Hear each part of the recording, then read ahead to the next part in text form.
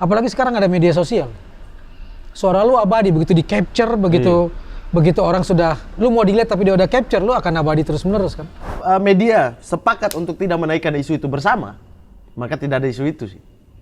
Ya, dan banyak media tidak setuju berarti dia diam, dia nggak mau beritakan misalnya. Masih ada media yang seperti itu. Media TV, pemiliknya adalah juga penguasa partai politik. Padahal di dalam P3SPS, Pedoman Perilaku Penyiaran dan Standar Program Siaran ada kalimat, nggak ada gunanya juga bahwa Maman kasih pakai mobil mewahnya, nggak mungkin juga diliput sama media, nggak jadi sensasi juga, nggak jadi tuh acara, lu nggak jadi diundang. Gue sedih, kagak, gue malah seneng. Jadi tahu ya, oh segitu doang. Segitu doang.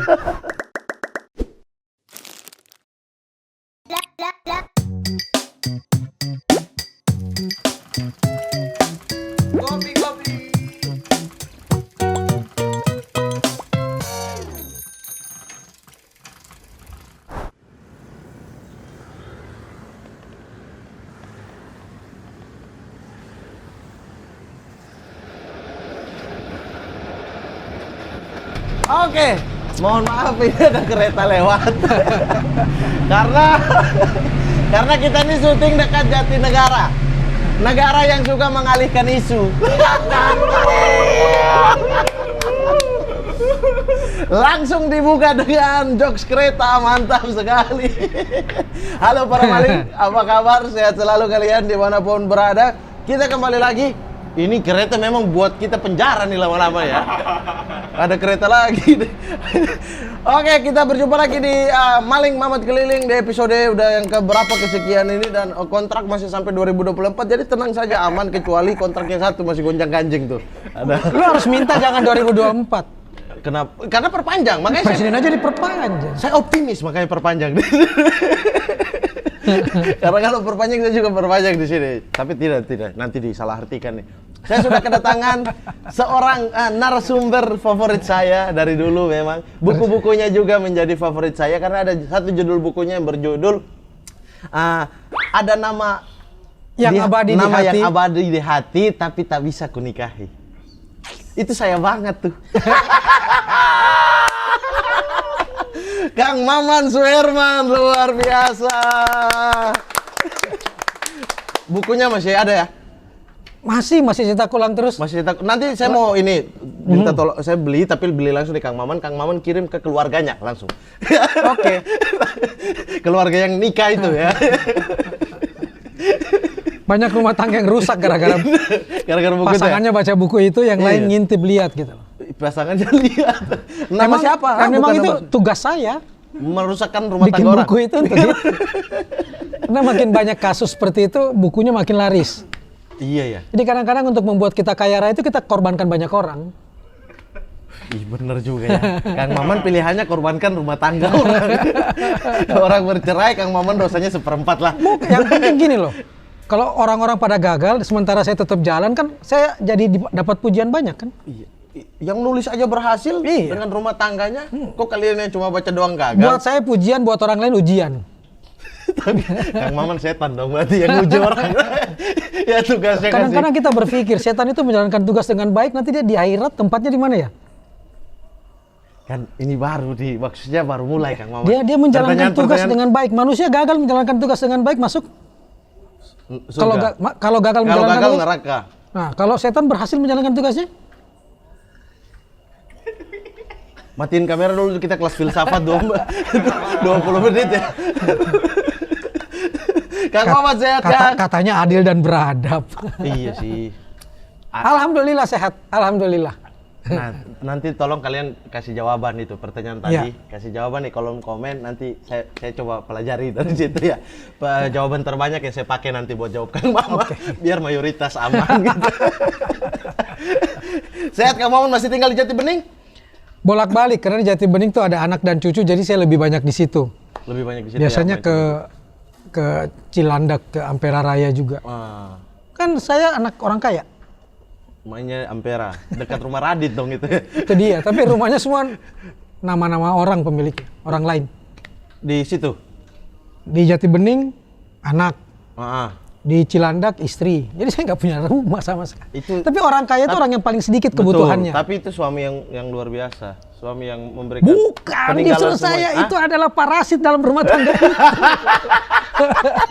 Justru lu jangan muji-muji gue deh pokoknya. Rumah anak, tenang di awal puji-puji, di belakang nanti enggak sih. Makanya cari istri itu yang sudah punya rumah. Nah saya cari lagi tuh, makanya belum nikah sampai sekarang. Lo jadi objek buku gue. Oke. Saya lagi cari-cari tuh. Ada sepupu saya tuh di sana tuh. Itu gara-gara baca buku Kang Maman dapat istri udah punya semuanya. Emang brengsek memang. Itu untuk membuktikan aja bahwa perempuan pun bisa jadi kepala rumah tangga sebenarnya. Perempuan bisa jadi kepala rumah tangga ya. Jadi kalau orang yang anti feminis itu merugi. Dia jadi kepala rumah tangga tugasnya jadi berat banget kan? Iya. Jadi bisa jadi dia jadi bunuh diri, jadi apa karena gagal menjalankan fungsi itu. Coba kalau dia setara, begitu dia nggak dapat kerja, istri yang kerja. Begitu dia nggak punya kemampuan yang luar biasa yang lain, istri bisa melakukan. Artinya jadi sebenarnya kesetaraan itu justru bagus. Seimbang antara keduanya ya, tidak kesetaraan itu jadi kalau orang anti kesetaraan saya malah bingung. Iya. Luar biasa bener nih orang.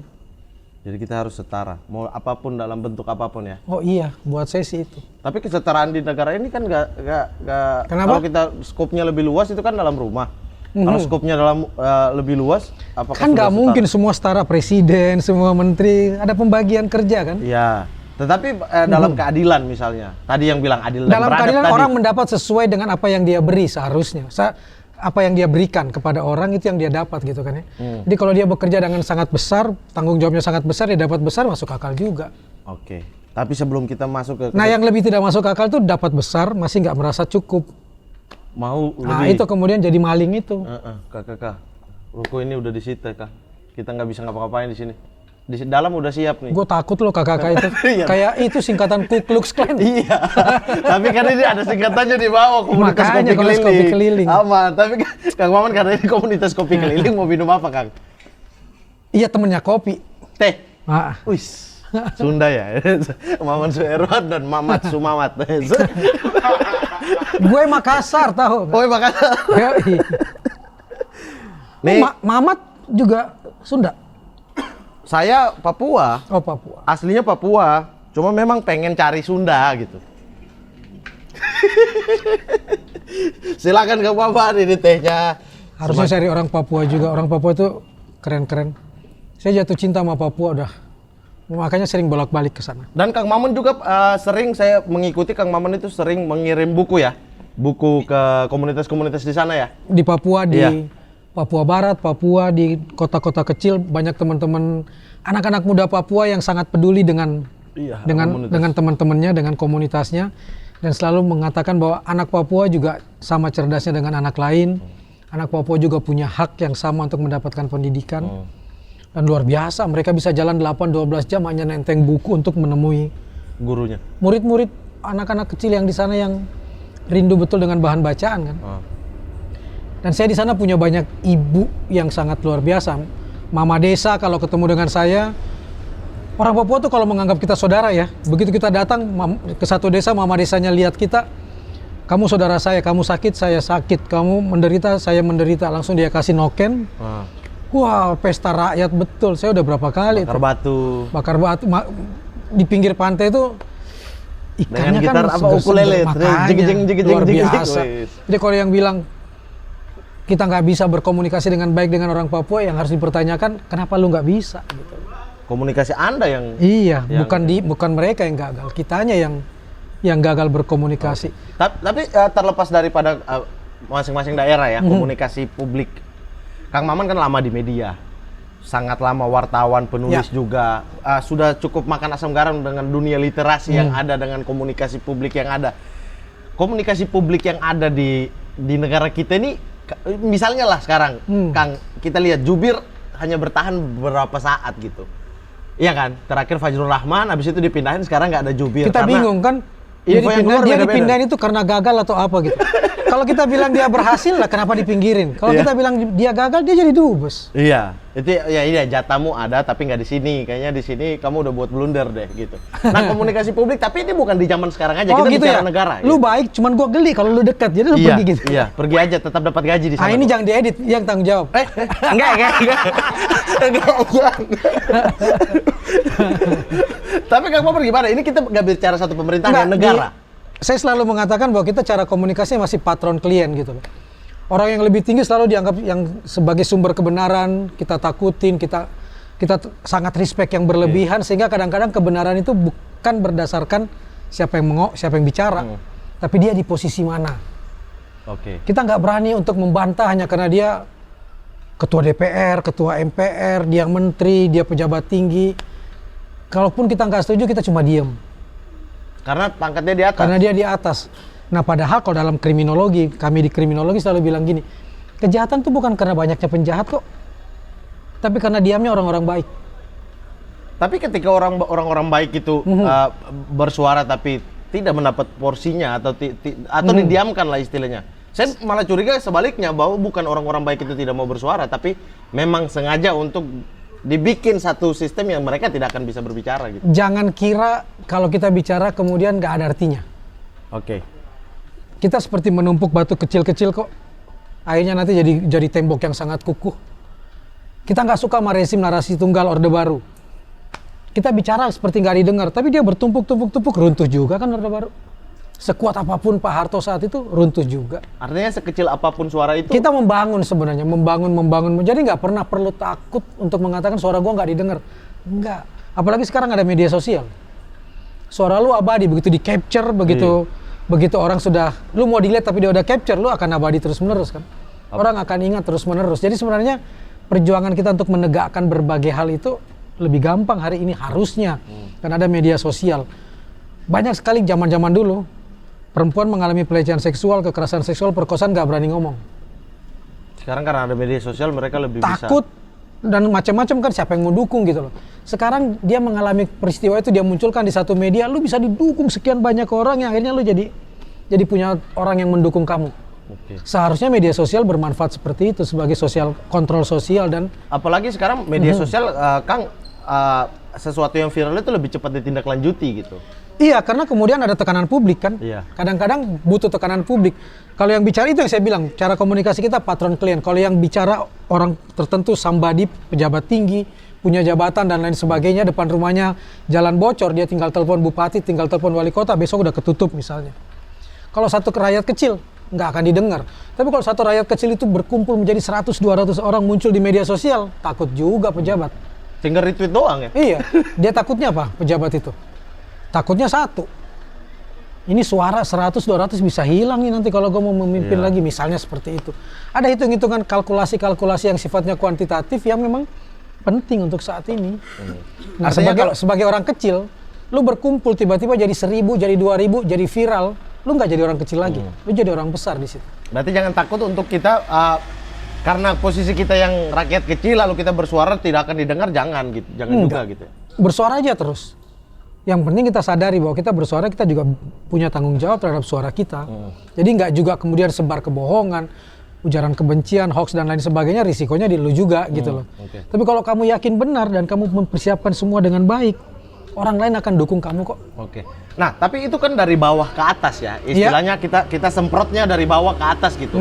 Yang harus banyak. Nah, yang menjadi masalah ini kan adalah titik tengahnya, dari atas ke bawah nggak nyampe secara benar, terus dari bawah ke atas juga ada tembok yang menghadang gitu.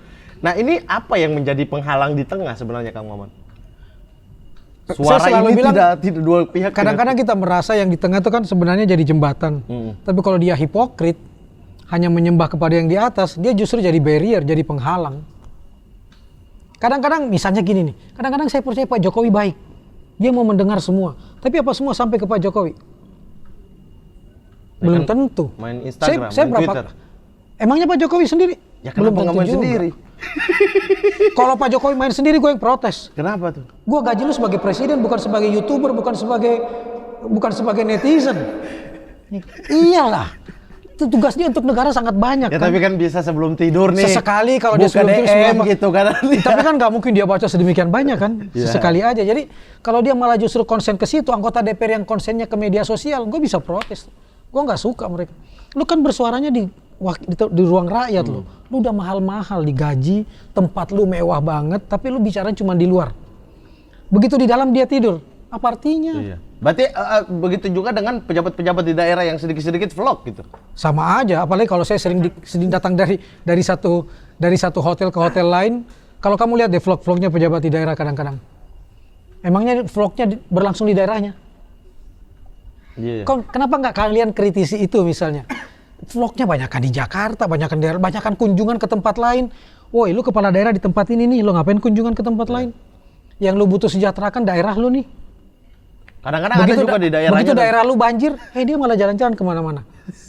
Kadang-kadang ada juga daerahnya, dia vlog di daerahnya, tapi buat kebutuhan konten. Enggak, ya kebutuhan konten. Satu hari di daerahnya dia bikin 30 konten, 29 hari dia di luar kota gitu kan. Dia bilang kan demi daerah nih, kita harus rapat ke luar kota. Itu buat saya hati-hati dengan kepalsuan-kepalsuan yang muncul di media sosial. Iya. Seolah-olah dia peduli tapi ternyata dia cuma untuk konten gitu kan ya. Iya. Seolah-olah dia murah hati dan sebagainya seperti Robin Hood, ternyata dia merugikan juga kan. Iya. Ada tuh pejabat daerah yang orang demo banyak nih. Dia keluar pakai video, dia tanda tangan, udah habis itu udah tanda tangannya nggak tahu kirim kemana.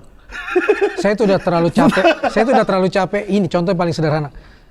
Kalau lagi ada acara di televisi, saya salah satu yang cukup penting posisinya di televisi itu misalnya, yang akan bacain notulen, yang akan bertanya dan lain sebagainya.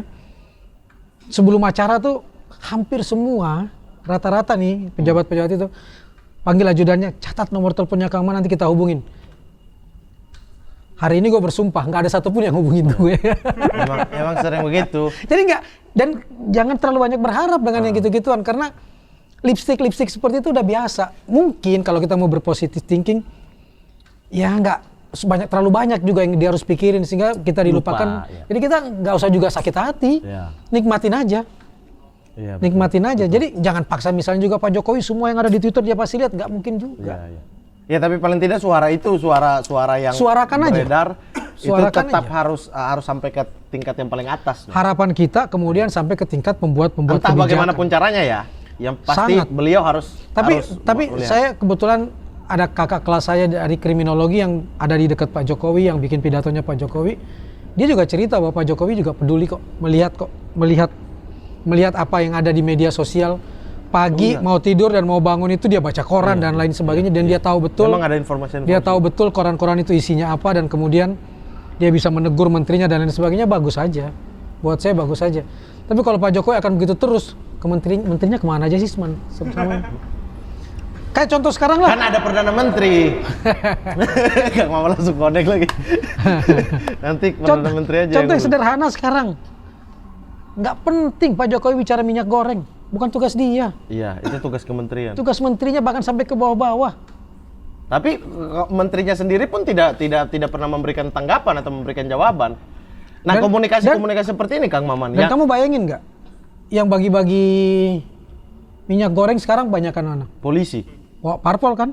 Polisi juga ya. Dan ketua-ketua parpol kan? Iya. Kok dia bisa punya banyak ya? Iya. Dari mana? Itu kemarin banyak pertanyaan soal itu sih.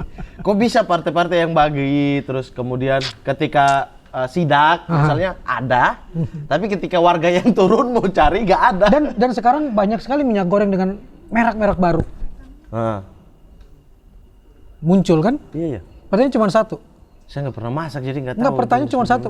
Produk-produk baru muncul itu udah lolos BPOM belum ya? Nah itu tugas BPOM dong untuk apa namanya? Lu tahan. Rakyat makin gak dapat minyak goreng, tanggung jawab mau nggak? Gak mau lah. Tapi ya gue beruntung sih, nggak pernah butuh minyak, gue nggak punya rambut. Minyak goreng kan buat masak, Kang masih butuh, kecuali makannya rebus-rebusan ya. Oke. Ya memang sehat sih, lebih sehat ya rebus-rebusan ya gitu ya. Dibandingkan yang goreng-goreng ya, tapi nggak ada hubungan sama rambut ya Kang ya. Ini udah dekat, ini di bulan puasa orang seneng banget buka puasa pakai gorengan kan? Iya. Lu kebayang nggak kalau nggak ada minyak goreng? Nggak apa-apa, bisa ini rebusan, nggak usah gorengan. Bisa nggak sih minyak rambut dipakai untuk menggoreng? Jadi ada pengganti gitu. Saya kebetulan kuliahnya kedokteran tapi nggak sampai ke situ ilmunya.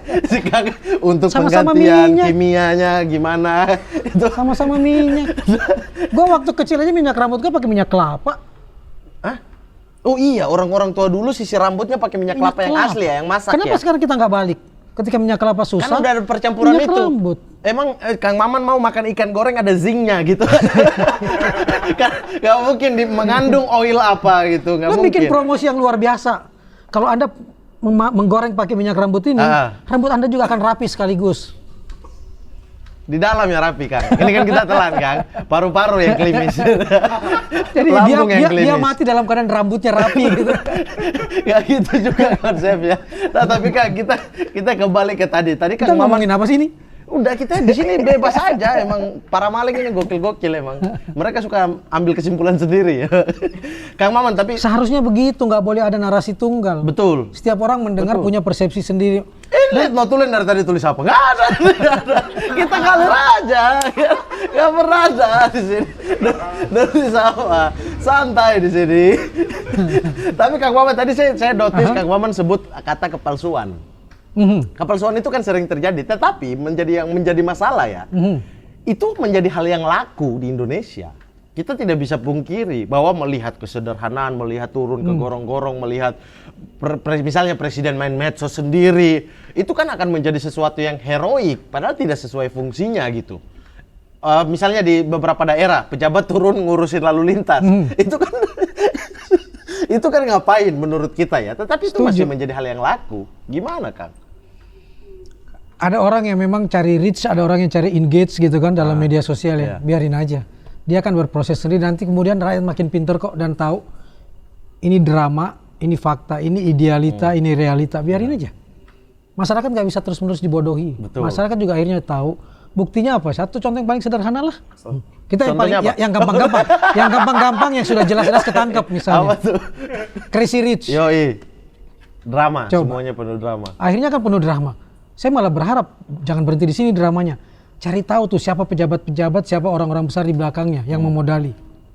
Dan usut kembali, itu Crazy Rich yang ngasih panggung siapa? TV.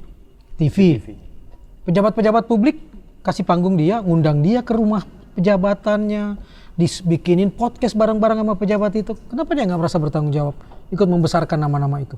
Justru orang-orang yang ketika hanya dikasih duitnya, lalu kemudian nggak tahu asal duitnya dari mana, malah diperiksa dan makanya, disuruh balikin. Lo bayangin nggak Mat, misalnya tiba-tiba nih, saya nih sering muncul di televisi deket sama pejabat A, pejabat B, pejabat C. Lo kan pasti akan berpikir, pejabat aja percaya sama Kang Maman, masa gua enggak? Iya. Akhirnya lo ikut kan sama gue kan? Karena pejabat itu influence nomor satu ya. Begitu gua tipu lo kemudian nggak baru sadar kan belakangan tuh. Bahkan nggak sadar kadang-kadang. Ya memang gua kalah, memang gua rugi. Ya bisnis kan ada untung ada rugi. Iya. Kali ini gua rugi ya apes di gue lah. Misalnya kayak gitu. Jadi saya selalu berpikir hati-hati juga dong pejabat kalau nerima orang. Kalau mengendorse secara gratis misalnya dengan memuji-muji, membesarkan, mengundang ke podcast si pejabat itu dan lain sebagainya. Masyarakat akan percaya. Dia akan bilang, pejabat ini aja mengundang ke rumahnya, makan malam bareng semeja. Muncul di podcastnya. Pejabat aja percaya sama dia, masa gua enggak? Misalnya kayak gitu. Kalau yang paling tahu dia pembohong ya pasti justru pejabat ini gitu. Ya seperti itulah, dan kadang-kadang kan uang jin dimakan setan. Uang jin dimakan setan itu bahasa lama banget. Saya dengarnya dari orang tua nenek-nenek zaman dulu ya. Itu wilayah timur masih ada tuh kata-kata itu Makassar. Gua di Makassar masih mendengar itu. Jadi pejabat tuh harus sadar diri juga bahwa dia adalah harusnya jadi toladan, jadi panutan gitu. Jangan kemudian justru dia malah membuat orang jadi siwer, jadi tidak melihat fakta yang sebenarnya. Dan jangan kemudian dengan gampang kemudian merasa gue aja juga ketipu gitu loh. Aduh kalau pejabat gue gampang ditipu, salah pilih dong gue. Harusnya nggak pilih malah kita ya. Harus nggak pilih. Justru lu harus jadi toladan gue untuk menjadi penyaring yang sangat luar biasa untuk memilih narasumber, ini narasumber benar, ini enggak. Lu kan punya tim untuk bisa mengetahui. Berarti saya sudah cocok jadi pejabat. Narasumber saya di sini bagus-bagus. Sudah bisa dong. Seharusnya lo harus milih, kita harus milih kan? Iya. Kita harus melakukan pemilihan, harus melakukan proses kurasi di dalam berbagai hal, termasuk dalam misalnya memilih narasumber. Iya. Kalau lu ngasih tempat pada orang-orang seperti itu, ya sudah, orang kecil pun akan ikut karena komunikasi kita tadi patron klien yang di atas saja percaya, masa gua enggak? Iya. Nah, komunikasi seperti ini nih yang kadang-kadang apalagi kalau dilupakan. kita tambah dengan fakta bahwa memang di kelas menengah ke bawah, kelas bawah lah, memang secara edukasi belum optimal gitu ya. Sangat, dan yang kedua mereka kan tidak punya waktu untuk melakukan filtering, untuk apa melakukan filter, melakukan penyaringan. Salah satu saringan dia lihat kelakuan sosok, pejabatnya. ya. Kalau pejabat percaya, masa gua enggak? Sehingga apa yang muncul yang dia lihat itu adalah yang dia Itu percaya dia. gitu. Bahkan kadang-kadang di daerah itu orang masih percaya bahwa misalnya syuting film itu benaran terjadi, Iya. sehingga narik-narik ketika ketemu artisnya dimarah-marahin, padahal kan cuma syuting gitu kan. Kalau pejabatnya aja kemudian juga muji lagi. Ini anak muda yang berhasil dalam usia seperti ini sudah jadi crazy rich, hartanya segini. Iya, Kenapa dia nggak bertanggung jawab ya? Ikut bertanggung jawab ketika akhirnya terbukti bahwa itu hartanya dari sesuatu yang salah, tidak sesuai dengan undang-undang. Masa lu nggak tahu sih bahwa bisnis dia itu ilegal, tidak terdaftar resmi misalnya? Lu kan pejabat publik Tapi yang kan harusnya seleksi. tujuan dari pejabat ini adalah mencari popularitas, yang ini orang ini Nah, populer. disitulah. Jadi hati-hati, yang populer belum tentu yang benar. Betul. Yang populer. Cara berkomunikasi kita harus seperti itu. Yang populer, yang trending belum tentu benar. Oke, berarti yang surveinya 71% belum tentu juga. Hah? Loh, Aduh. kamu mau lihat yang 2024 calon presiden? Ah. Misalnya gue bisa bilang gue calon presiden 2024 berdasarkan survei yang dilakukan di rumah saya. Anak, istri, kakek, nenek, gue semuanya milih gue. Ini kan lembaga. Kenapa? Lembaga. Disitulah calon tong jago waktu itu kita pakai di Indonesia Lawak Club tentang hasil survei. Wah, itu Karena sebenarnya survei itu satir sih. Memang itu satir, dan bahkan satir menuju banget, sarkas. satir banget. Lu bayangin nggak kayak begini misalnya. Kalau calon tong tiba-tiba misalnya ngomong kayak begini. 50% perempuan anak SMP di kabupaten ini sudah tidak perawan. Kalau orang yang sumbu pendek langsung dibakar tuh calon tong. Tapi kalau orang yang sumbu panjang berusaha untuk mencari metodologinya apa nih, Cak? Serius lo, Cak? Serius. Berapa? 50% anak SMP di kota A tidak perawan lagi. Oke, metodologinya silakan. Siapa yang lu wawancara? Menurut sumber, lah kan gue bilang anak SMP. Anak SMP yang mana? Kan gue bilang perempuan. Gitu kan? Lu hasilnya berapa? 50%. N-nya berapa calon tong? Yang lu wawancara berapa calon tong? Biasanya kalau di LK tuh dia diam dulu, baru dia bilang 2. 1 perawan, 1 enggak. Berapa persen? Iya. Iya, aku dulu nonton itu. 50% kan? Yang tidak perawan siapa calon tong? Nenek-nenek ikut kejar paket B. Kejar Dimasukin paket B. kayak siswa Kejar SMP. paket B kan sejarah SMP. Maka awan itu satir sih Jadi sebenarnya. statistik itu bisa Dari dulu. membesarkan, yang kecil bisa mengecilkan yang besar. Betul. Jadi jangan percaya. Tapi bukan berarti gua nggak percaya sama lembaga. Iya, kalau lembaga metodologinya, survei. kita yang harus kita kejar adalah metodologinya Yang harus kita benar. kejar metodologinya. Berapa jumlah daripada orang yang disurvei dari Sehingga mana saja? kalau Kan- misalnya dia bilang Mamat hari ini calon presiden 2024 dengan survei tertinggi, saya sih percaya aja. Tapi kan yang kemudian saya kritisi adalah metodologinya. Dan ini secara ilmu statistik juga kita nggak bisa misalnya 10 orang di sini yang kita tanya cuma 10 orang ini. Sangat. Harus menyebar kan? Harus random kan? Pelajaran kita sederhana kok. Pilpres, pilgub, pil apapun. Pernah nggak lihat ada yang kalah surveinya? Nggak ada. Capres ini menurut survei dari lembaga ini dia Ya. juga menang, ini juga menang, ini Betul. menang. Pemenang cuma 1. Iya. Kadang-kadang pas mau sore-sore setelah Pemenang cuma dua-duanya 1. sujud tuh.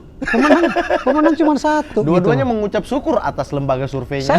Saya tetap menghormati lembaga-lembaga survei yang betul-betul metodologinya, Iya. betul-betul. Dan itu ada ya, Kita tidak saya pungkiri percaya itu ya. banyak juga dan Banyak, ada. banyak. Dan Tapi masalahnya bukan memenangkan yang bayar. Tapi masalahnya adalah kadang-kadang tidak laku. Yang benar-benar Enggak, mungkin ya, saja sesuai metodologi ini. Mungkin saja dia memberikan data yang faktual, yang sebenarnya sesuai dengan yang diminta gitu kan. Tapi kemudian yang menyebarkan pun milih-milih yang mana yang menguntungkan buat dia. Oke. Masuk akal. Bisa aja seperti itu misalnya. Masih banyak hal yang bisa.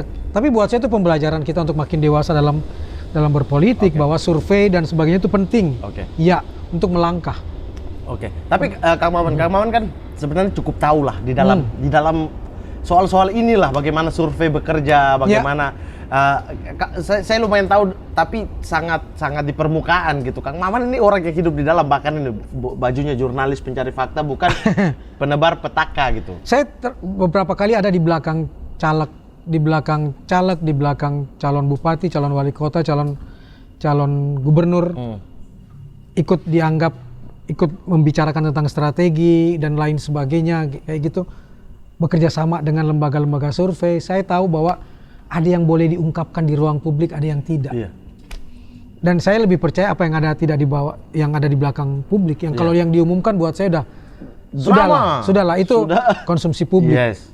Justru yang off record ini yang sebenarnya. Pernah nggak lu mau, lu yang bayar, lu yang suruh survei, ternyata lu di situ jelek, kalah, lu bilang umumkan aja ke publik.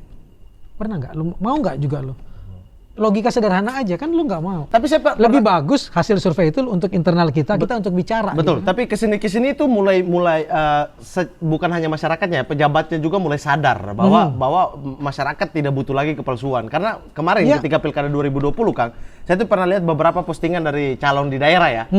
Itu mereka mengungkap hasil survei yang mengatakan bahwa mereka berapa persen gitu, tapi masih ada calon yang lebih dari mereka gitu. Tapi itu menarik. Iya, jadi sudah mulai berkembang ya, mungkin mulai dimunculkan di satu-satu daerah, lama-lama ya semuanya harus seperti itu. Karena gitu. Buat saya survei adalah tools, adalah alat untuk bagaimana berupaya untuk meningkatkan elektabilitas dan lain sebagainya. Jadi kalau masih sedikit begini, apa yang harus dilakukan? Masih kalah lagi, apa yang harus dilakukan? Kan stepnya ke sana. Teman-teman lembaga survei juga pasti udah kasih penyadaran tentang itu. Kita masih kalah loh. Kalahnya itu di daerah sini. Perkuat lagi kampanye di daerah sana, gitu loh misalnya. Tapi beda lagi kalau si calonnya ngeyel menang. Kalau calonnya ngeyel menang, dia akan begini. Gua kalah di daerah mana? Oke, gua akan hamburkan duit lebih banyak di daerah sana. Bisa aja juga. Money politik lagi dong. Bisa aja. Jadi hasil survei dia pakai untuk kalau di sini kita udah pasti menang, nggak usah hambur-hambur duit di sini, yang di sana aja gitu loh. Yeah. Semua orang punya motivasi untuk melakukan itu, silahkan aja. Yeah. Oke. Tetapi apa iya semua orang bisa dibayar? Saya masih selalu percaya nggak semua orang bisa. Nggak semua sih. Banyak orang-orang bahkan jangankan di kita ya, maksudnya di rakyat ya. Di pemerintahan juga masih ada kok. Yang orang-orang yang tidak bisa dengan nggak bisa dibayar. Masih banyak orang yang hati nurani. Makanya saya lupa sih pakai kaos saya. Jangan mau dibayar untuk jadi bodoh. Itu juga bagian dari semangat saya untuk ngajarin orang. Lu 50.000, 100.000 lu terima, tapi nasib lu 5 tahun nggak jelas, ngapain? Okay. Tapi ada juga yang bilang, terima aja dulu, terima aja semua, nanti kan pilihan gak ada yang lihat gitu kan ya. Tapi lu akan membudayakan budaya politik uang terus-menerus kalau lu katakan itu. Terima aja semua, jadi orang seolah-olah merasa memang ada kebutuhan duit untuk disebar. Lu nggak memberi pendewasaan politik. Orang lapar gimana? Persoalannya di situ. Masalah baru lagi ya, itu lingkaran setan sih. Persoalannya di situ. Saya pernah berjam-jam sampai mau lempar-lemparan kursi sama Bang Ari bahas di sini tuh soal lingkaran mana yang duluan, ayam apa telur kayak gitu jadinya. Mana yang harus dibenahi, mana yang harus disadarkan duluan. Harus serentak sih memang, nggak bisa. Aja. Sama Bang Zainal Arifin Mokhtar juga begitu. Ini lingkaran setan man, harus memang ada ya, tapi mana duluan, eksekutif yang mulai duluan apa legislatif yang mulai, beda lagi narasinya. Kalau buat saya sih apapun, kalau bicara komunikasi ya, tokoh-tokoh yang kita harapkan jadi toladan itulah yang harus kita harapkan memperlihatkan kejujuran, kebaikan, kebenaran. Tapi kalau menurut saya, Kang Maman, kalau untuk komunikasi publik dari atas ke bawah, dari bawah ke atas, menurut saya peran paling penting apakah media atau bukan? Karena media bisa saja tolak kalau narasi ini memang membodohkan atau merubah. Misalnya lah kita ambil isu sistem 3 periode. Kalau media sepakat untuk tidak menaikkan isu itu bersama, maka tidak ada isu itu sih. Ya, dan banyak media tidak setuju berarti dia diam, dia nggak mau beritakan misalnya. Masih ada media yang seperti itu. Iya, tapi kalau serentak itu misalnya bisa aja, tapi siapa yang bisa menciptakan suasana semuanya serentak? Di era bukan lagi era narasi tunggal gitu. Di era yang tidak lagi ada siup yang dikontrol oleh satu kekuasaan misalnya. Kita kan mau menjatuhkan rezim Orde Baru salah satunya karena kita udah bosan dan capek dengan rezim narasi tunggal yang ditentukan betul-betul oleh Menteri Penerangan sampai ke bawah-bawah gitu kan. Nah, kita kan berjuang untuk itu. Sekarang era kebebasan, nggak bisa ada satupun yang mengontrol semua media jadi satu warna. Kagak ada. Yang terjadi malah setiap partai berusaha punya media sendiri-sendiri misalnya. Media partisan itu di mana-mana ada. Ya, tapi kalau narasi yang kayak dari Menteri Penerangan zaman Orde Baru ya, sekarang juga terjadi kok. Misalnya blockingan dan lain-lain di TV, tapi jangan seolah-olah ini blockingan ya gitu kan. Padahal kan ada kewajiban. Kalau itu blockingan disebut advertorial. Iya. Dan lain sebagainya. Tapi media butuh hidup juga. Dan lihatlah media-media di daerah hidupnya dari apa? Iya. Dari berita-berita salah satunya dari berita-berita seremoni kan. Berita ucapan selamat pejabat ini diangkat, berita seremoni acara pejabat tersebut, berita partai di situ. Lihat aja iklan-iklan yang hidupnya dari situ kan di kondisi sekarang. Mereka terselamatkan dengan hal tersebut. Persoalannya kalau mereka masih bisa tetap objektif dan masih bisa tetap menjalankan jurnalisme hati nurani, harusnya bisa. Tapi itu alasan Kang Maman untuk tidak lagi terlibat secara langsung di media mainstream? Enggak, saya sih tetap berlangganan media mainstream. Untuk terlibat langsung? Untuk terlibat langsung pun saya menjadi orang yang pencari faktanya, masih sering berhubungan langsung, dan karena itu teman-teman saya nggak lagi misalnya memamerkan di media sosial mengkritik langsung, tidak. Sering sih masih mengkritik, tapi kalau memang saya bisa hubungan langsung, saya telepon langsung aja, bahwa media lu malu-maluin amat sih, masa begini gitu loh. Masa media mainstream malah yang menghina, yang menganggap bahkan jurnalisme warga bukan sebagai produk jurnalistik dulu, bahkan Twitter dan Instagram bukan menjadi sumber berita dulu, sekarang dikutip dengan asiknya kayak gitu-gitu. YouTube dikutip. Media mainstream tapi mengutip yang begituan, sesuatu yang dulu dia hina bukan produk jurnalistik. Lu malu-maluin banget sih. Ini pernah dikutip nih. Makanya saya dan tanpa verifikasi konfirmasi lagi kan, main motong aja. Masa sih lu tega membunuh hati nurani lu, sesuatu yang lu dulu hina-hina, lu jelekkan, lu bilang itu bukan produk jurnalistik. Itu bukan jurnalis, berarti bukan karya jurnalis, bukan karya jurnalistik, tapi lu kutip gitu loh. Sedih amat. Iya. Tapi kalau misalnya kayak kata-kata kebohongan yang diulang-ulang akan jadi kebenaran, misalnya gitu. Ada satu kebohongan yang memang dipush untuk media-media selalu menaikkan narasi baiknya sehingga masyarakat di lapisan bawah akan percaya bahwa oh ini memang hal yang baik gitu. Bisa itu juga aja. masih terjadi kan? Bisa aja. Tapi begitu itu terungkap, habis loh. Tapi kan maksudnya kita tahu, misalnya tapi kayak gue mau nanya deh sama Mamat, ada nggak media partisan zaman dulu yang bisa bertahan sekuat sampai sekarang? Betul-betul partisan milik satu partai, milik apa? Media cetak. Cetak? Nggak kelihatan. Atau dia langsung tapi berubah, media langsung TV dia berubah. masih ada ya? Media TV pemiliknya adalah juga penguasa partai politik. Padahal di dalam P3 SPS, Pedoman Perilaku Penyiaran dan Standar Program Siaran, ada kalimat, lembaga penyiaran yang menggunakan frekuensi publik tidak boleh digunakan untuk kepentingan pribadi atau kelompok pemiliknya. Itu tegas ada. Gue orang yang selalu berteriak ke KPI. Seminggu lalu saya masih jadi narasumber di KPI untuk memberikan masukan kepada orang-orang bagian pengawasan penyiaran. Saya bilang tuh, saya tetap tegaskan itu. Artinya ini saya jadi narasumber, jujur saya dibayar sebagai narasumber. Tapi saya nggak akan kemudian mengatakan bahwa sesuai mau lu aja lah, enggak. Tapi saya kasih lihat, gitu. Ini pasal mengatakan itu loh. Ini pasal mengatakan ini loh.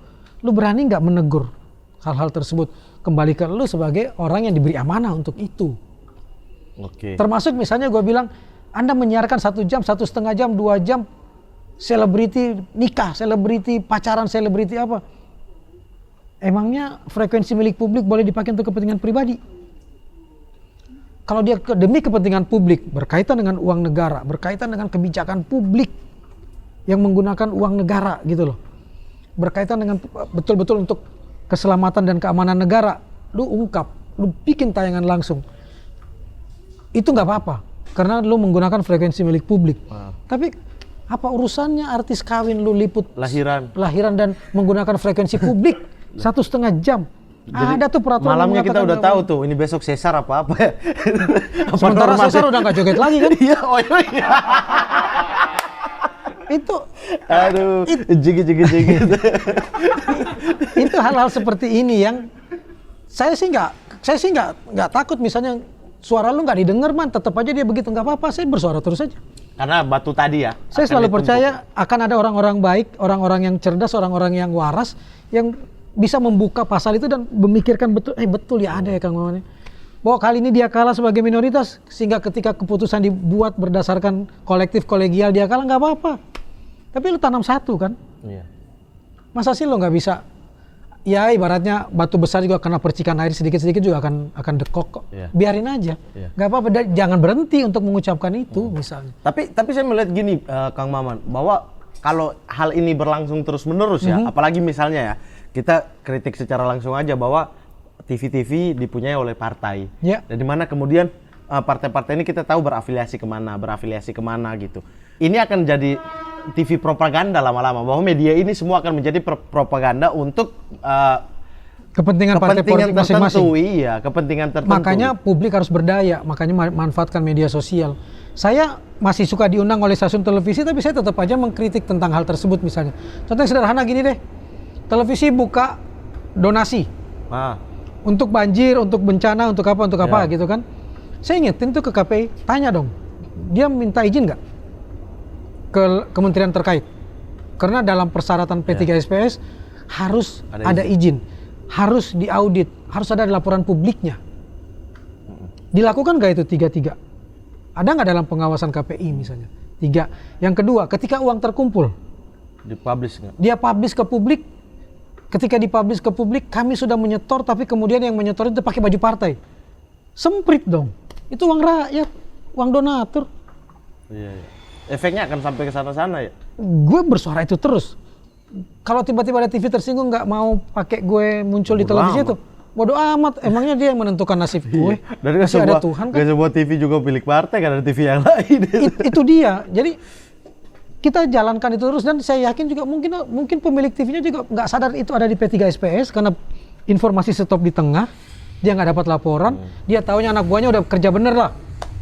Tapi ternyata anak buahnya tidak membuat audit, tidak melapor, tidak meminta izin. Entah karena lupa, entah karena sengaja.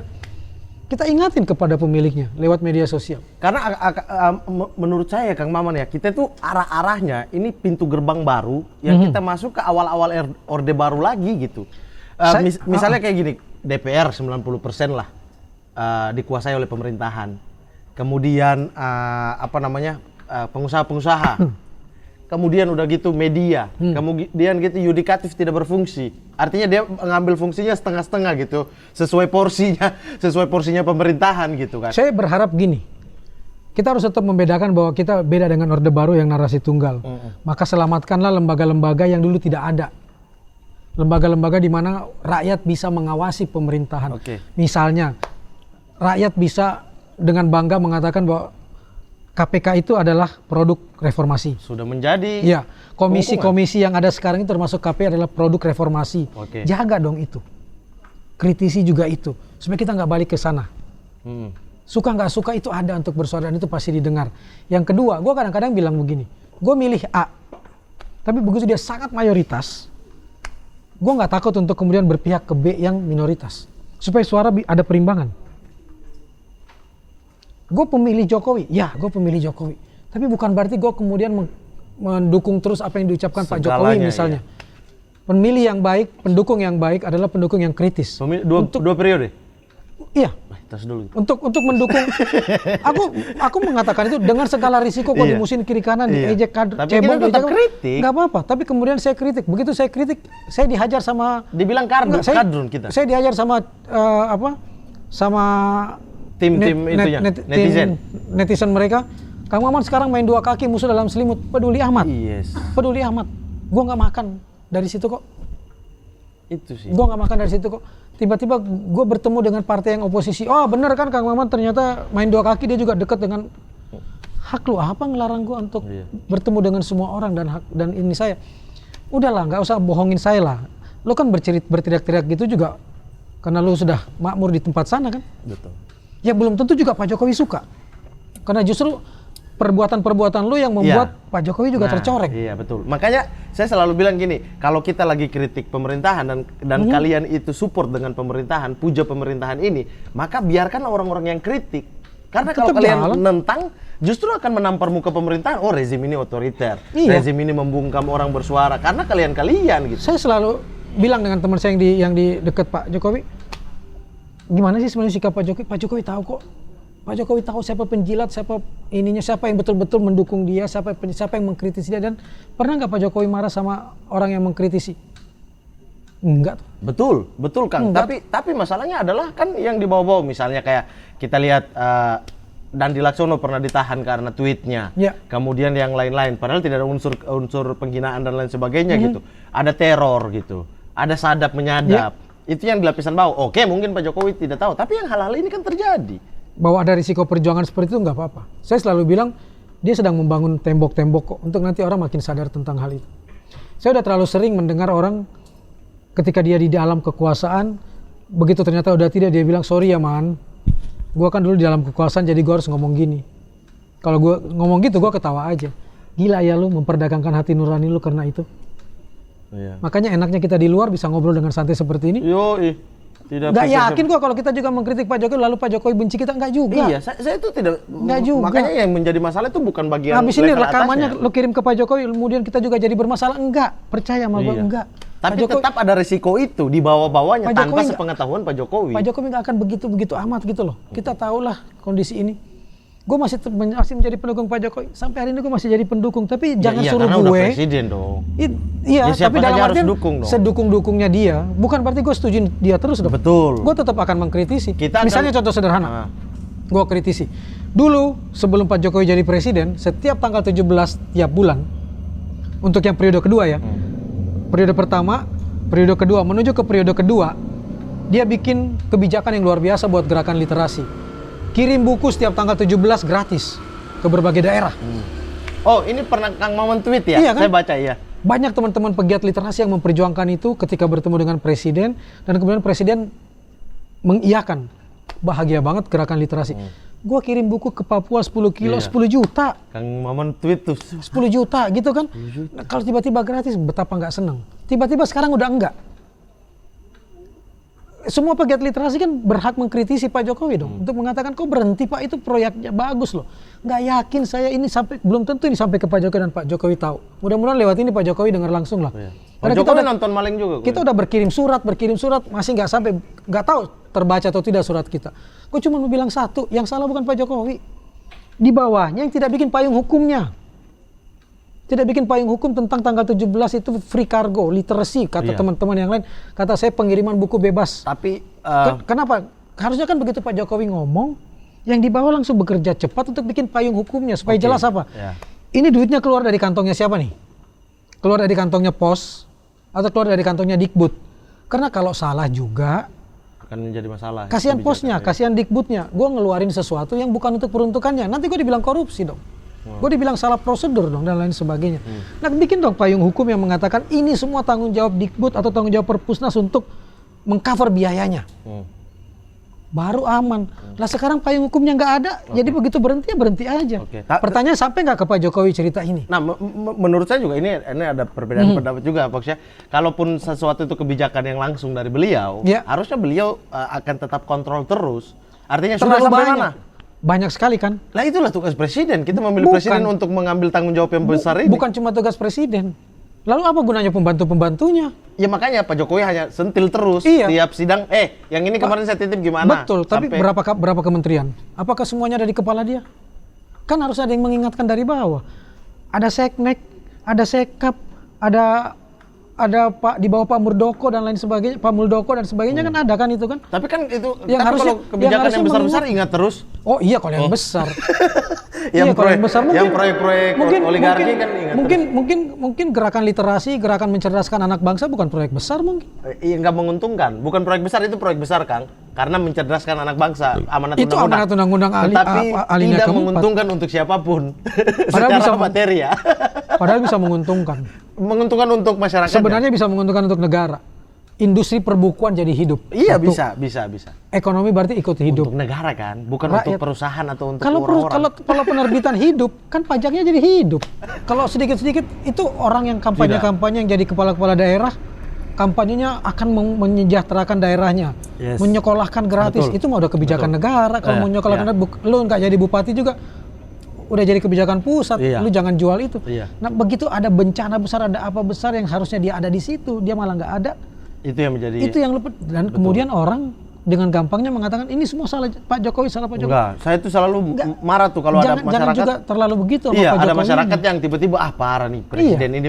Tidak, pejabat kau tuh loh, lihat loh pejabat daerah itu kan. Apa guna otonomi daerah satu? Yang sama dengan khusus itu bertriliun-triliun Kang Maman. Lihat jalan lah. Ini jalan di daerah gua kok rusak banget, ini salah Pak Jokowi. Begitu dicek itu bukan jalan negara. Bukan jalan utama. Jalan di jalan pun ada kelasnya. Jalan utama dan sampai ke daerah kan jalannya. Jalan provinsi berarti tanggung jawabnya provinsi. Jalan negara. Jalan betul yang negara, jalan utamanya itu negara yang punya tanggung jawab. Jalan provinsi dong. Tapi kalau pejabat di daerahnya geblek, dia pancing orang lewat influencernya, lewat buzzernya untuk lu sentil presiden dong, jadi dia lolos. Yes. Kan, itu tidak betul juga. Kita harus berimbang dan objektif ya. Pada titik itu, gue masih menjadi pendukung Pak Jokowi untuk mengajak orang tentang jangan semuanya ke Pak Jokowi. Betul, itu betul. Harus mulai mengajar publik untuk bukan apatis, tapi skeptis. Skeptis itu adalah mengkritisi berdasarkan data, berdasarkan fakta, fungsi dan fungsinya, tupoksinya jelas bahwa ini memang harus dikritik, ini bukan si ini, misalnya kayak gitu. Sama dengan begitu orang bicara tentang minyak goreng. Saya nggak punya kepentingan politik untuk menjatuhkan Pak Jokowi. Jadi saya berusaha untuk waras bahwa sentil dulu dong Menteri Perdagangannya. Karena Menteri Perdagangan juga dipanggil DPR ya. Ketika kita syuting ini ya, dipanggil DPR beberapa kali belum. Ini kalau menjelang Ramadan tidak ada juga misalnya perubahan selama Ramadan, tidak juga ada perubahan tentang itu. Nggak apa-apa kok Pak Jokowi melakukan reshuffle. Kenapa enggak gitu loh? Kenapa enggak? Kan dia bukan untuk menyenangkan partai-partai. Langsung aja saya. Kalau rakyat akan berpihak di Bapak kok. Saya kalau jadi Pak Jokowi langsung sekarang ini. Iya. Nggak usah tunggu ada momentum. Reshuffle itu nggak perlu momentum. Makanya rakyat akan berpihak ke Bapak. Karena ini kepentingan rakyat kok. Langsung copot. Nah, that's begitu.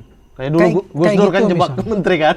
Anda cari fakta, nanti laporkan ke saya. Pas konferensi pers menterinya di belakang, saya mundurkan dia. Saya copot gitu aja udah. Harusnya seperti itu. Jadi harapan saya sih rakyat makin cerdas, makin kritis, makin skeptis. Jangan sampai rakyat apatis. Karena kalau rakyat apatis seperti puisinya Wiji Tukul, hati-hati loh kalau rakyat sudah pada tingkat apatis. Tinggal tunggu ledakan gitu. Jadi kalau rakyat masih kritis, itu berarti dia masih cinta pada pemimpinnya. Dan bersyukurlah itu. Masih cinta sama pemimpinnya. Saya selalu bilang, saya ingat betul kalimatnya Pak Habibie. Kalau masih ada orang yang kritik kamu, lu berbahagia loh. Berarti masih ada orang yang mau bercapek-capek mengingatkan kamu tanpa dibayar. Kita nggak dibayar oleh negara loh. Mengkritisi pemerintah. Harusnya pemerintah berterima kasih ke kita karena kita masih menjadi watchdog-nya. Masih menjadi anjing penjaga yang mencoba melihat bahwa ada suara rakyat yang resah loh ini Pak. Berkaitan dengan minyak goreng dan lain sebagainya. Ayo dong Pak, ambil sikap. Misalnya seperti itu. Gua nggak digaji loh ngomong gini. Bahkan punya risiko. Sangat. Kita bahkan punya risiko misalnya. Tapi ya sudah. Bahwa ada risiko ya teman-teman seperti Dandi dan sebagainya berisiko. Nggak apa-apa juga. Orang-orang kemudian mengatakan, wah Dandi sekarang jadi kadrun. Enggak. Jangan sedikit-sedikit begitu berbeda sama negara dibilang kadrun. Jangan sedikit-sedikit. Ya? Itu dia, jangan sedikit-sedikit gini, jangan sampai terjadi seperti di Rwanda. Ketika setiap mau menjelang pemilu cuma ada dua kubu, Hutu dan Tutsi, saling hina. Kuburan massal terjadi. Perang saudara. Akhirnya perang dua kubu gitu, makanya saya sih berharap 2024 jangan cuma ada dua lagi capres. Akan ada pada depan. 2. 3 kek, 4 kek. Ya presiden thresholdnya masih sama. Karena kalau cuma 2 perpecahannya lebih kencang, lebih keras. Coba 3, coba 4. Dulu sempat 4-5 ya, ada Pak Agung Gumelar, makanya Pak Hamzahas. Dengan threshold 20 misalnya, semua dapat 20 kan 5 kan? Iya. Bisa aja gitu. Tapi kan partai-partai ini berkongsi juga dengan yang lain gitu, bersandar sebagai koalisi. Gak mungkin berarti, kita akan dapat 5 sih. Berarti bukan cuma eksekutif yang kita mau salahin kan? Iya pasti. Legislasi juga kan? Oh iya. Jadi jangan semua disalahkan ke sana. Iya. Hanya karena misalnya mendengar suara anggota DPR yang sepertinya kritis terus pada pemerintah, tapi partainya mendukung pemerintah. Iya. Kenapa partai-partainya yang harus kita kritisi langsung ke partai-partainya, bukan hanya semata-mata pemerintahan ya. Saya makanya nggak pernah terlalu masuk di hati kalau ada anggota DPR yang lebih vokal di ruang publik dan dia bilang kan tugas parlemen kan memang parle, berbicara. Tapi kan nggak asal bicara. Dan apa gunanya suara lu kalau lu sendiri tidak bisa mempengaruhi partai lu sendiri? Ada 560 orang. Jangan yang 560 deh. Partainya sendiri Partai aja. Dia sendiri deh. Lu teriak-teriak di luar sendiri. Partai lu teriak-teriak pemerintah nih. Lu kritik terus pemerintah. Tapi partai lu dukung pemerintah. Lu nggak ada artinya buat gue. Karena akan ketika pemungutan suara di dalam sidang juga dia akan ikut partainya. Iya. Fraksi kan. Begitu lu puji-puji dia di luar. Begitu ternyata yang dia kritisi malah jadi pemenang dan salah satu pendukungnya adalah partainya dia. Cemen lu. Apa gunanya ya? Lipstick politik buat gue yang kayak gituan. Iya. Lu bisa nggak mempengaruhi secara internal dulu, yang bisa membuat kebijakan berubah misalnya. Gue baru salut itu. Lu masih teriak-teriak gitu, masih teriak-teriakin presiden, nggak bisa berkomunikasi dengan presiden langsung. Lalu dana komunikasi lu yang dibayar oleh rakyat itu untuk apa? Ada reses turun ke bawah. Dana komunikasi, dana telepon lu setiap bulan telepon berapa? ya? Masa lu nggak bisa telepon? Itu miliaran ya. Masa lu nggak bisa telepon ke eksekutif langsung? Lu kan bisa panggil. Kenapa lu teriak di luar? Iya. Kalau sampai lu pakai telepon lu nggak didengar, cemen kan lu? Kekuatan lu nggak ada kan? Sebagai DPR aja manggil telepon pemerintah kadang-kadang apalagi ke rakyat. Rakyat mau apa? Itu aja contohnya. Jadi saya nggak selalu ketawa dengan lipstick politik seolah-olah dia kritis, tapi lu nggak mempengaruhi suara partai lu. Makanya kembali lagi ke poin Kang Maman tadi bahwa yang sebenarnya harus kita percaya adalah yang off record. Karena yang muncul yang on record di publik itu sampah semuanya. Dan itulah pengalaman saya sebagai jurnalis yang membuat saya tidak terlalu percaya 100%, bukan tidak terlalu percaya, jadinya kritis terhadap apa yang ditampilkan. Apa yang muncul di sana karena sudah ada proses penyaringan dan ada politik redaksional yang membuat ini boleh muncul, ini jangan kayak gitu. Sehingga cerita-cerita di off the record-nya itu yang kadang-kadang saya ketawa, tapi sebagai jurnalis saya harus tetap patuh pada prinsip off the record. Ada 3 tuh. Prinsip off the record berarti betul-betul sama sekali nggak boleh dikutip. Ada prinsip embargo. Embargo tuh gini, gua ngomong nih, tapi lu jangan tulis dulu ya, tunggu tanggal nanti untuk ditulis. Gue bocorin ya, akan ada reshuffle, sini akan diganti. Tugas wartawan apa? Sekedar menghubungi calon-calon pengganti untuk mulai bergerak. Tapi lu nggak boleh bocorin bahwa pejabat ini yang mengatakan sudah akan reshuffle dan sini akan diganti, nggak boleh. Itu embargo gitu loh. Kang Maman ada kereta Kang, ini yang ekonomi nih. Lu mau nanya apa ke gue? Enggak, langsung aja, ini kita syuting negara. Negara apa? Negara autopilot. Wes. Balik ke situ kan, yang off the record betul-betul off the record. Yang embargo, lu harus lihat kapan boleh diumumkan. Kalau kamu dikasih bocoran itu untuk mencari lebih duluan supaya begitu diumumkan, lu udah tinggal wawancara orang, lu sudah tinggal memunculkan. Tapi juga ada yang disebut not for attribution. Gue bocorin ya, tapi lu jangan sebut dari gue, lu kembangin. Jangan, itu lu harus jaga, etika itu dijaga betul di dunia jurnalistik. Jadi kalau saya mendengar informasi yang bersifat off the record pun, sampai kapanpun mulut gua akan terkunci. Walaupun gua sakit hati. Walaupun gua sakit hati. Tapi gua harus paham, kalau semua orang tidak memegang etika, tidak memegang kode etik, hancur negeri ini. Apalagi profesinya. Dia hidup dari profesi itu, dia harus patuh. Padahal saya udah bukan jurnalis kan, tidak terikat pada lembaga pers sebagai ilmunya, secara keilmuannya. Dan gua masih keliling mengajar kepada mahasiswa-mahasiswa, kepada orang-orang tentang jurnalistik. Besok aja gue masih harus berangkat ke Bogor untuk itu misalnya. Jadi gue harus hati-hati betul untuk lu teori dengan praktik beda banget ya man, gitu. Nah begitu teori dan praktik itu udah beda, nggak bisa lo jadi panutan lagi, nggak bisa lo jadi teladan lagi. Walaupun gue sendiri bukan orang yang pantas diteladani ya, tapi buat saya seharusnya kita harus menuju ke sana semua nih. Negeri ini butuh teladan kok. Negeri ini butuh teladan, dan teladan itu nggak bisa lo bikin jadi lipstick, nggak bisa lo kemas, akan kebuka. Suatu saat akan kebuka dan orang kemudian akhirnya akan kecewa sama sekali dan lu selesai. Lu bilang 1 miliar murah, kena lo, disita semua kan sama negara.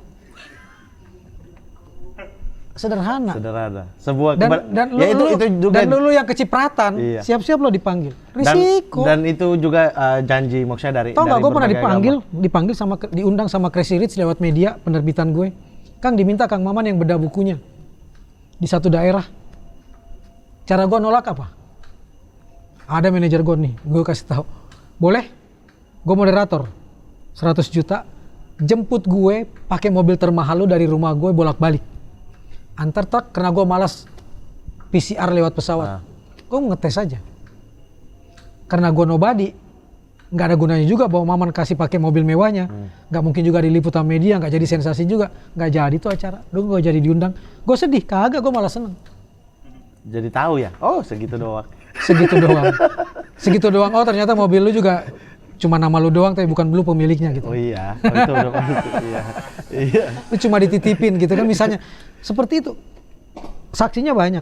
Teman-teman gue tahu gimana cara gue untuk menolak itu. Itu kepalsuan yang muncul di media. Dan nanti kalau itu nanti tiba-tiba semua terungkap oleh Bareskrim dan sekian orang kemudian juga akan dipanggil, nama gue bersih. Karena tidak terikat ya? Sama sekali enggak sepeser pun gue terima itu. Tapi kalau gue sudah pernah pakai kendaraan pribadinya kemana dapat uang dapat ini, gue pasti akan dipanggil. Belum tentu gue ditangkap dong.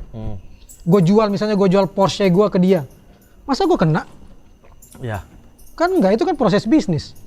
Iya, tapi ada juga yang dipanggil kok. Iya, akan dipanggil untuk ditanya, akan dipanggil untuk ditanya. Tapi belum tentu juga jadi bersalah. Jadi praduga tak bersalah harus selalu dikedepankan. Saksi, ya. Tapi bahwa lu kepercik juga, ikut-ikut kena, bisa juga. Lu dihamburin duit untuk donasi. Gue juga misalnya nih, Crazy Rich bilang, Kang Maman seneng kirim-kirim buku ya. Iya, gue punya target bulan Ramadan 100 buku, 100 Al-Quran sehari gue harus sebar. Jadi gue harus bertargetkan 3.000. Kalau harga Al-Quran 100.000 berapa tuh? 300 juta. 3.000 kali 1.000. 100.000. 100.000. 3 M ya? Iya kan? 300 juta. 300 juta kan? Misalnya segitu. Gue nggak punya duit sebanyak itu. Tapi gue sangat yakin bisa. Begitu tiba-tiba saya bilang begitu di Twitter, kemarin tiba-tiba ada orang bilang, gue kirim 1.000, gue kirim 2.000, gue kirim 500. Emang gue langsung bilang iya? Kagak, gue nanya dulu nih orang siapa nih? Ada kepentingan partai nggak? Di Al-Quran lo ada, di Alkitab itu ada lambang partai lo atau enggak? Kalau ada, gue nggak mau. Yang ketiga, nanti kalau orang terima dimungkapin di media sosial ya kan, pasang foto gue, kagak gue terima. Nggak mau, terlalu murah harga gue. Tapi bahwa gue berterima kasih dan mengucapkan gue terima, berarti gue itu kewajiban moral gue. Tapi gue harus cek juga dong. Tapi filternya tetap di Kang Maman gitu. Siapa nih yang ngasih gue? Gue akan lihat itu. Kalau ternyata itu uang negara, gue akan nolak. Tapi misalnya ini komunitas pengajian dari Belgia, Kang Maman memang mau ngasih duit. Dari Belgia? Dari Belgia, komunitas pengajian Indonesia di sana. Romelu Lukaku kayaknya. Jadi saya ikut mendukung, dulu saya ikut mendukung pengumpulan dana untuk pembangunan masjid Indonesia pertama di sana. Sekarang lagi persiapan juga untuk di Inggris.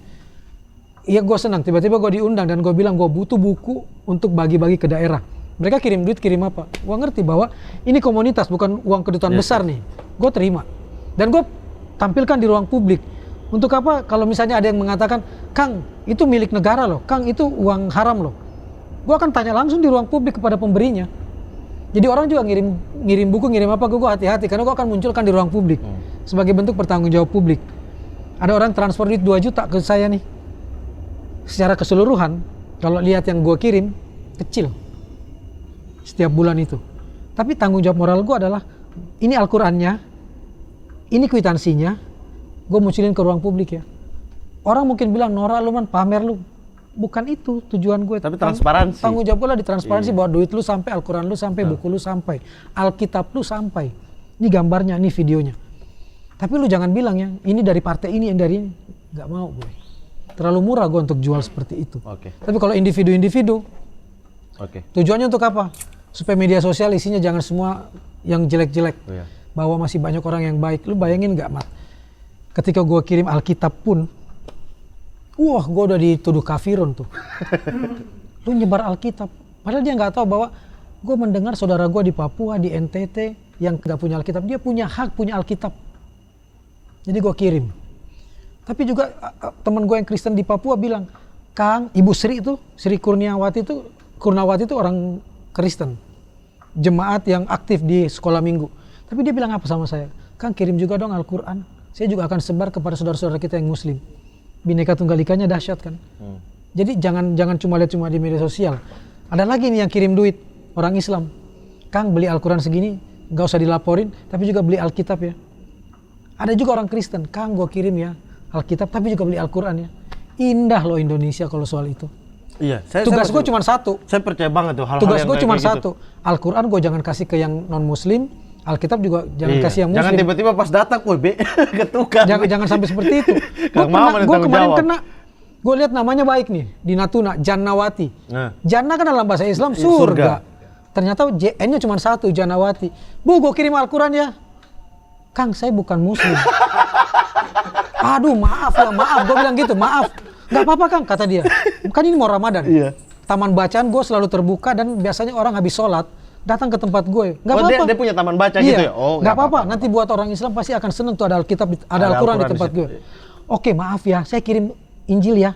Kang, saya bukan Kristen, saya Buddha. Tapi nggak apa-apa kirim Injil juga karena saudara kita juga banyak. Kang, cuma 2 sih, sediain juga ke Weda dong. Jadi ketika dia udah minta, dia udah minta. Saya udah menghubungi teman-teman yang Buddha, saya hubungin teman-teman yang juga dekat dengan Buddha Suci itu kan. Saya kirim, saya udah minta juga. nggak apa-apa untuk saya bagi. Yang penting sesuai dengan tepat sasaran. Saya jangan salah sasaran. Jadi hati-hati betul untuk ini, peka untuk hal-hal seperti ini. Tapi buat saya cuma satu, tidak Bhinneka bukan Indonesia.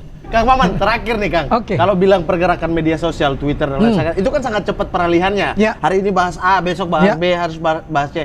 Ini kan peluang untuk kita bukan berburuk sangka, tetapi yang poin penting dari saya adalah bahwa pengalihan isu itu makin menjadi marak dengan media sosial. Kang Maman orang yang ada dalam media, paham tentang cara-cara pengalihan isu.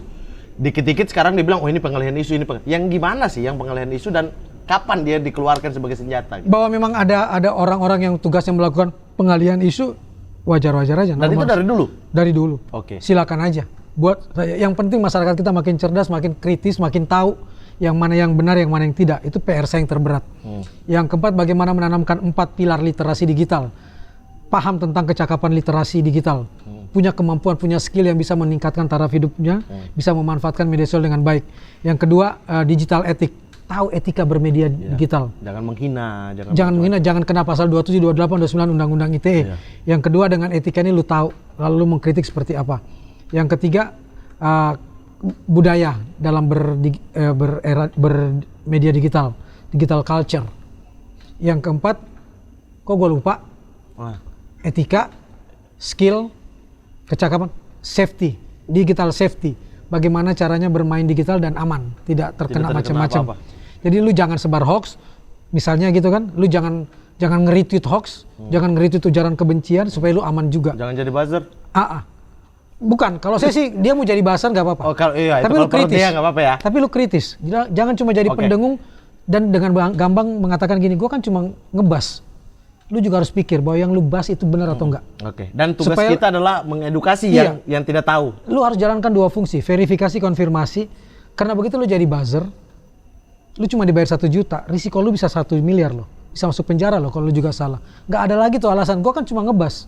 Kagak, hukumannya sama gitu loh.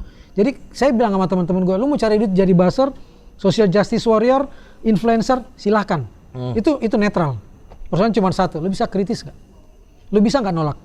Kalau ini gue nggak mau karena ini nggak sesuai dengan hati nurani gue. Berani nggak seperti itu? Harus berani. Rezeki lu bukan di tangan pembayar lu. Rezeki lu dari atas gitu loh. Kalau lu udah menyerah, lu udah angkat tangan, Tuhan turun tangan, nggak usah takut.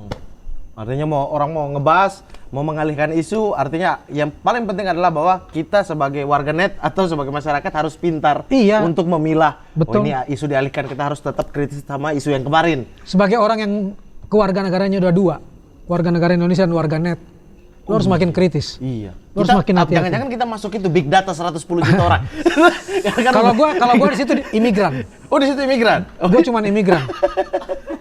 Karena big data menyumbang 10 akun. Enggak mungkin. Itu manajer gua tahu. Oh enggak sanggup gua. Satu orang bisa menyumbang 10 akun kan. Jadi 110 juta. Bukan satu orang satu akun kan.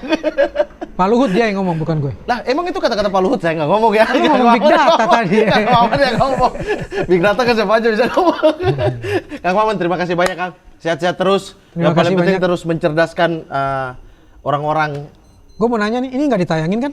Enggak. Ini mah buat kepuasan saya doang, dapat ilmu nih, kuliah malam gitu. Enggak, terima kasih bahwa kalian tetap menciptakan ruang-ruang untuk orang menyampaikan suara hatinya. Itu sudah luar biasa, itu sudah sebuah keberanian. Jadi saya selalu apresiasi pada orang yang membuat kanal-kanal seperti ini. Kita harus bersuara. Salah satu amanah reformasi, anti rezim narasi tunggal. Kita harus punya perspektif yang banyak, biar Indonesia makin cerdas. Betul, itu tujuan kita, mencerdaskan anak bangsa. Itu adalah tanggung jawab semua orang, bukan hanya tanggung jawab pemerintah, bukan hanya tanggung jawab DPR, tapi tanggung jawab semua orang adalah bersama-sama untuk membangun Indonesia lebih baik. Lu di dalam atau di luar, lu punya tanggung jawab yang sama. Kang, kalau ini saya mau sekalian promo juga, Kang Maman, kalau mau kirim-kirim itu lewat mana ya? Apa Kang Maman akan buka setiap periode, nanti baru buka, atau ada donasinya setiap saat? Anytime saya ini. Kemana tuh Kang? Anytime, setiap, kok saya pakai bahasa Inggris? Al-Quran dan Alkitab, gak apa-apa. Al-Quran, Alkitab, buku dengan berbagai genre itu setiap saat saya tunggu, saya butuhkan, karena kami punya ribuan taman bacaan masyarakat di bawah naungan forum taman bacaan masyarakat seluruh Indonesia, bahkan di sekolah minggu, di pesantren, di mana juga membutuhkan hal-hal tersebut. Buku-buku umum juga ya? Saya selalu percaya satu, minat baca orang Indonesia bukan rendah, tapi akses antara manusia dengan buku itu berjarak. Butuh orang yang menjodohkan. Saya cuma jadi mak comblang antara pembaca dan buku. Dan kalian yang membiayai saya sebagai mak comblang untuk saya kirim. Bagaimana ongkos kirimnya? Saya yang tanggung. Karena ada satu badan biro jasa kurir yang apapun Kang Maman mau kirim, kemanapun Kang Maman mau kirim, berapa banyak pun kami dukung gratis. Oke. Karena dia udah sangat percaya jadi ke saya. tugas kita adalah hanya mengirimkan kalau punya lebih ya. Iya. Kalau punya buku Dan lebih, please, Al-Quran atau secara please, materi juga kalau Kang Maman terima.